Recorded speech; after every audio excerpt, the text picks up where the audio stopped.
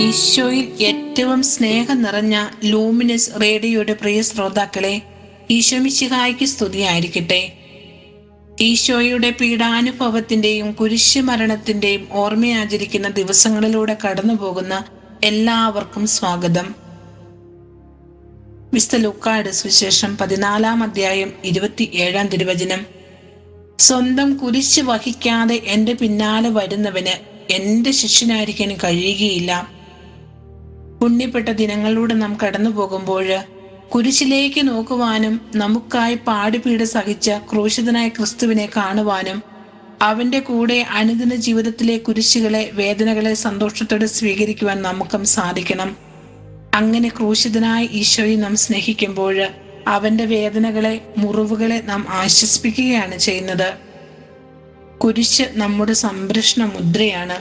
പ്രഭാതം മുതൽ പ്രദോഷം വരെ വിശുദ്ധ കുരിശിന്റെ സംരക്ഷണം തേടി പ്രാർത്ഥിക്കുന്ന മക്കളാണ് നാം ഓരോരുത്തരും. യേശുവിന്റെ തിരുക്കുരിശ് ശക്തമായ ആയുധമാണ്, രക്ഷാ കവചമാണ്. നമ്മുടെ ഈശോ ബർന്നബാസിന് പൂർണ്ണതയുടെ കുരിശ് നൽകി.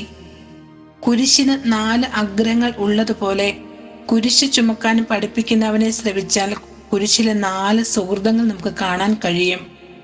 1 സ്നേഹത്തിന്റെ കുരിശ്, 2 ക്ഷമയുടെ കുരിശ്, 3 സത്യത്തിന്റെ കുരിശ്, 4 എളിമയുടെ കുരിശ്.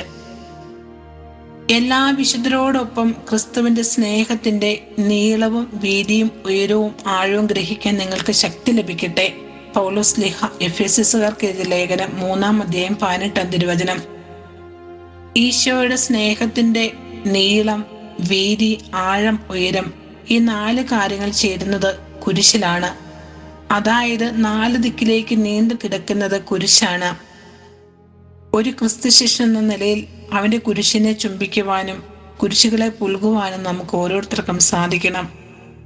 തന്നെ ശൂന്യനാക്കിയ ക്രിസ്തു ക്ഷമിക്കുവാനും സ്നേഹിക്കുവാനും എളിമപ്പെടുവാനും തന്റെ കുരിശിന്റെ പാതയിലൂടെ, സത്യത്തിന്റെ മാർഗത്തിലൂടെ സഞ്ചരിക്കുവാനും നമ്മൾ ഓരോരുത്തരെയും ക്ഷണിക്കുകയാണ്.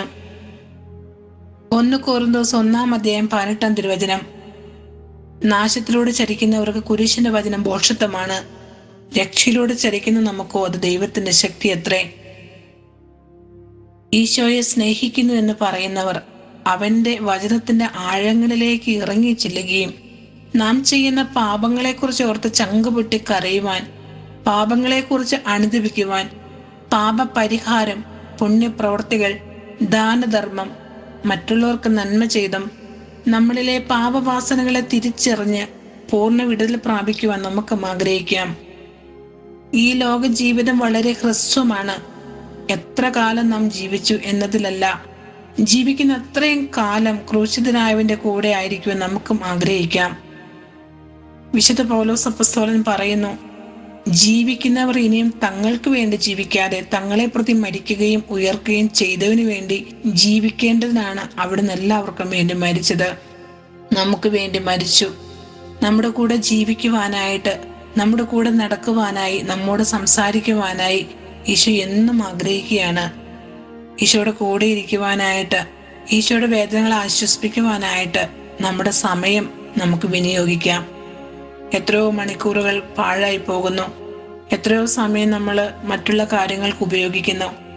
അല്പസമയം ഈശോയുടെ വേദന ആശ്വസിപ്പിക്കുവാനും ഈശോയുടെ കൂടെ ഇരിക്കുവാനും ഈശോയുടെ സ്വരത്തിന് കാതോർക്കുവാനും നമ്മുടെ ഹൃദയത്തെയും നമ്മുടെ കാതുകളെയും നമുക്ക് തുറന്നു വെക്കാം.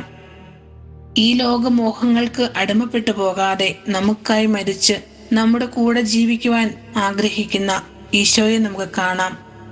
അവസാനത്തുള്ള രക്തം, അവന്റെ ശരീരം നമുക്ക് ഭക്ഷണപാനീയമായി നൽകി നമ്മോട് കൂടെ ജീവിക്കുവാനായി, നമ്മുടെ ഹൃദയത്തിൽ വന്ന് വസിക്കുവാനായി ഈശോ നമ്മെ മുട്ടി വിളിക്കുന്നു. നമ്മുടെ ഹൃദയമാകുന്ന വാതിൽ നമുക്ക് തുറന്നു കൊടുക്കാം. 1 കൊരിന്തോസ് 2 അധ്യായം 2 തിരുവചനം. നിങ്ങളുടെ ഇടയിലായിരുന്നപ്പോൾ യേശുക്രിസ്തുവിനെ കുറിച്ചല്ലാതെ, അതും ക്രൂശിതനായവനെ കുറിച്ചല്ലാതെ മറ്റൊന്നിനെ കുറിച്ചും അറിയേണ്ടതില്ലെന്ന് ഞാൻ തീരുമാനിച്ചു. നമ്മിലെ ഞാനെന്ന ഭാവം, അഹങ്കാരം, വെറുപ്പ്, വിദ്വേഷം, എല്ലാ അശുദ്ധിയും നമ്മൾ നീങ്ങിപ്പോവാൻ നമുക്കും ആഗ്രഹിക്കാം. നമ്മെ തന്നെ എളിമപ്പെടുത്തുവാനായിട്ട്, നമ്മെ തന്നെ വിശദീകരിക്കുവാനായിട്ട് പരിശുദ്ധാത്മാവെ നമ്മെ സഹായിക്കണമേ നമുക്ക് പ്രാർത്ഥിക്കാം. പരിശുദ്ധ അമ്മയോട് നമുക്ക് പ്രാർത്ഥിക്കാം. എളിമയിലും വിശുദ്ധിയിലും സ്നേഹത്തിലും കരുണയിലും ഉത്തമ മാതൃകയായി പരിശുദ്ധ അമ്മയുടെ മാധ്യസ്ഥം തേടി നമുക്ക് പ്രാർത്ഥിക്കാം. നമ്മിൽ നിന്ന് ആവശ്യപ്പെടുന്നത് വിശുദ്ധമായ ഒരു ഇരിപ്പിടമാണ്. നമ്മുടെ ഹൃദയത്തെ ഒരു സ്നേഹ കൂടാരമാക്കി മാറ്റാം. സ്നേഹം അഹങ്കരിക്കുന്നില്ല, സ്നേഹം അസൂയപ്പെടുന്നില്ല, സ്നേഹം അനുചിതമായി പെരുമാറുന്നില്ല. അവിടെ ഈശോയ്ക്ക് ഇടമുണ്ട്. നമ്മുടെ ഹൃദയം ഒരു സക്രാരിയാക്കി മാറ്റാം. ക്രൂശിതനായ ഈശോയെ സ്നേഹിച്ച് കുരിശിനെ പുൽകി ജീവിക്കുവാനായി ഈശോ എല്ലാവരെയും അനുഗ്രഹിക്കട്ടെ. ആമേൻ.